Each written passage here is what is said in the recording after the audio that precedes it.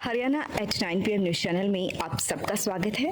आइए आपको कराते हैं खबरों। मंगलवार को हरियाणा विधानसभा सत्र के दौरान खरखोदा विधायक पवन खरखोदा ने दो अहम मुद्दे सामने रखे, जिसमें पहला मुद्दा ये बताया गया कि अनाज मंडी में रेवेन्यू बहुत अधिक आता है खरखोदा की। बेशक मंडी छोटी है, लेकिन इस मंडी में उतनी सुविधाएं नहीं हैं, इसलिए इस मंडी का विस्तार किया जाना चाहिए, इसमें हाईटेक सुविधाएं उपलब्ध कराई जानी चाहिए। दूसरा मामला उन्होंने जो उठाया, वो पहले भी मामला खुद पूर्व मुख्यमंत्री उठा चुके हैं, मनोहर लाल जी।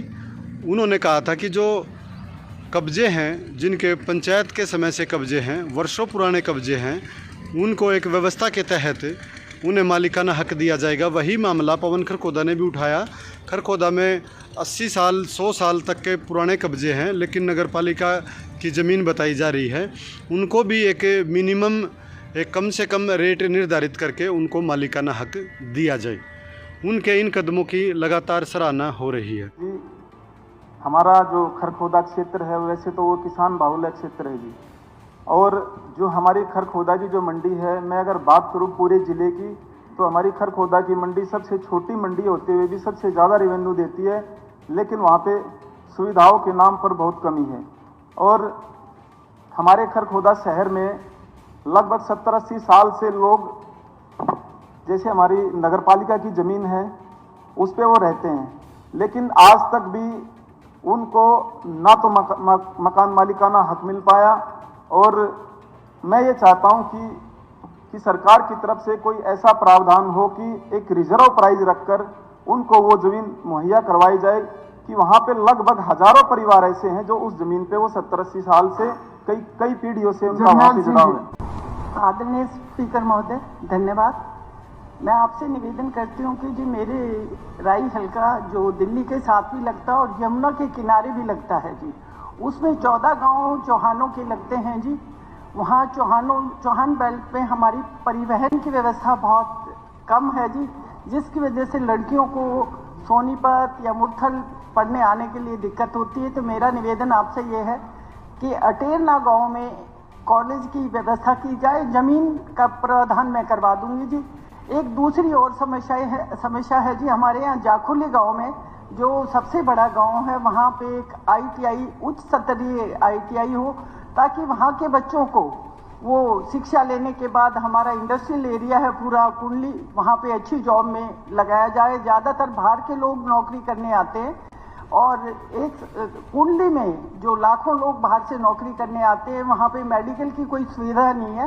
वहाँ 100 बेड का कोई हॉस्पिटल और एक ट्रोमा सेंटर बनाया जाए। धन्यवाद रोटी से टेस्ट कराया जाए। धन्यवाद अध्यक्ष जी।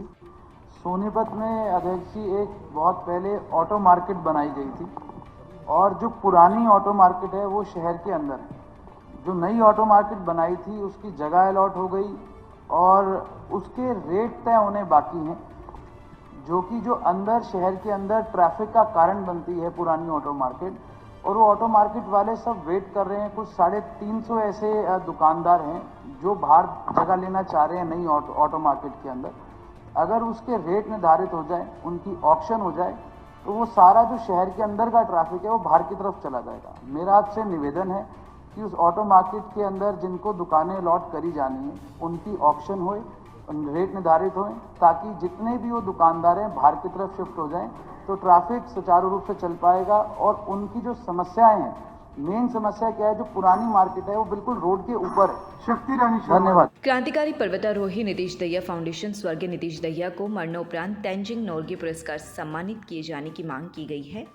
फाउंडेशन की तरफ से इस आशय की मांग सीएम को भेजे पत्र में की गई है। मांग पत्र पर न केवल सरपंच व पंचों के हस्ताक्षर हैं, बल्कि भाजपा विधायक पवन खरखोदा ने भी उल्लेखित पुरस्कार दिए जाने की अनुशंसा की है। उक्त पत्र नीतीश दहिया की उपलब्धियों को रेखांकित किया गया है। बताया गया है कि नीतीश दहिया ने 26 जनवरी 2022 को अफ्रीका महाद्वीप की सबसे ऊंची चोटी माउंट किलिमंजारो को 4 दिन में 2 बार फतह कर कीर्तिमान स्थापित किया था।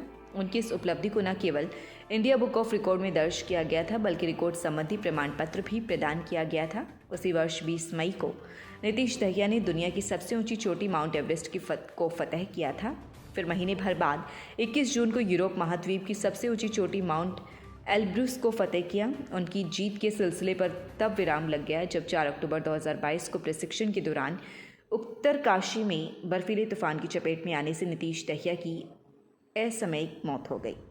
नीतीश दहिया फाउंडेशन सूत्रों की माने तो विधायक पवन खरखोदा की अनुशंसा पर मुख्यमंत्री नायब सैनी ने तेंजिंग नोर्गे पुरस्कार के लिए नीतीश दहिया के नाम की सिफारिश केंद्र सरकार को की है। खरखोदा में ट्रैफिक पुलिस द्वारा एक विशेष अभियान चलाया हुआ है कि ट्रैफिक व्यवस्था खरखोदा की दुरुस्त हो। कोई भी अवैध रूप से पार्किंग में व्हीकल को ना खड़ा करे, हेलमेट पहन के यात्रा करे और दस्तावेजों के साथ यात्रा करे। इसी दौरान जो मंगलवार के दिन आज अभियान चलाकर जांच की गई तो करीब 15 चालान काटे गए, जिनमें एक वरना गाड़ी ऐसी भी मिली जो काली फिल्म लगाकर चल रही थी, यातायात के नियमों का पालन नहीं कर रही थी। उनका 10,000 रुपये का चालान काटा गया है। इसी तरीके से एक बुलेट बाइक बताई गई है, उसका भी 11,000 रुपये का चालान किया गया है। इस तरह से जो अवैध पार्किंग के, बगैर हेलमेट के या विभिन्न श्रेणियों के जो यातायात के नियमों का उल्लंघन कर रहे थे, उनके भी चालान किए गए हैं और यह अभियान लगातार जारी रहेगा। इसलिए अपने व्हीकल को पार्किंग में खड़ा करें या ऐसी जगह खड़ा करें जो लोगों के लिए बाधा न हो।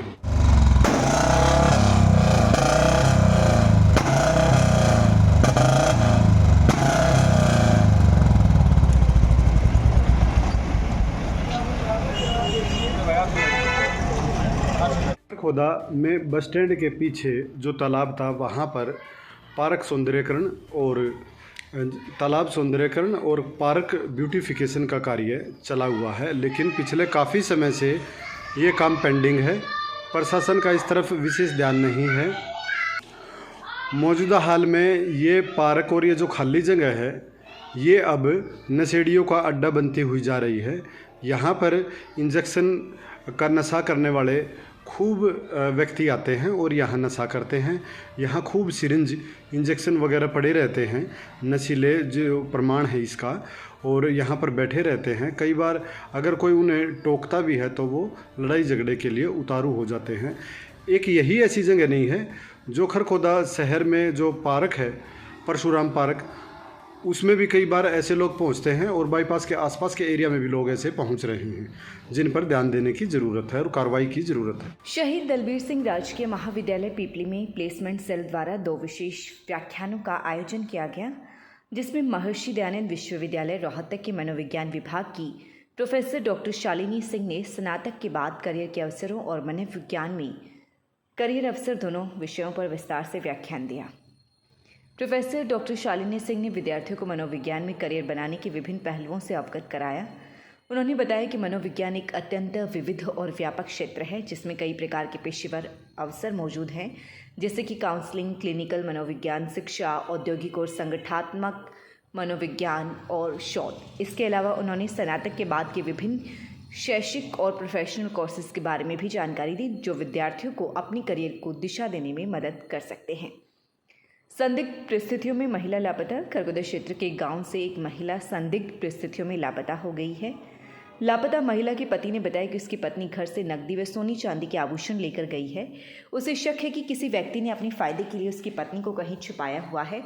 उसने पुलिस में शिकायत देकर अपनी पत्नी की तलाश के लिए गुहार लगाई है। जहरीला खाना खाने से 12 बकरियों की मौत। खरखोदा रामपुर कुंडल गाँव में एक पशुपालक अनिल लगभग 35 बकरियां पाली हुई हैं। जब वह खेत में चारा चरने के लिए गई तो घर पर आने के बाद उसकी तबीयत बिगड़ने लगी, जिसमें से 8 बकरे व 4 बकरियों की मौत हो गई। पशुपालक प्रदीप ने बताया कि उसने अपने परिवार के पालन पोषण के लिए 35 बकरियां व बकरे पाले हुए हैं। खेत में चारा खाने के बाद सभी पशु बाड़े में आ गए थे। सुबह के समय जब वह उन्हें पानी पिलाने गया तो लगभग पशुओं की तबीयत बिगड़ी हुई थी, जिसमें से 8 बकरियां व 4 बकरियां दम तोड़ चुके थे।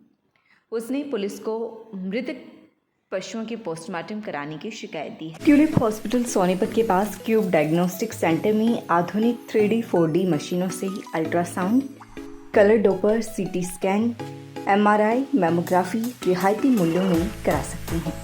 आधुनिक मशीनों से जांच करने के लिए संपर्क करें क्यूब डायग्नोस्टिक सेंटर सोनीपत।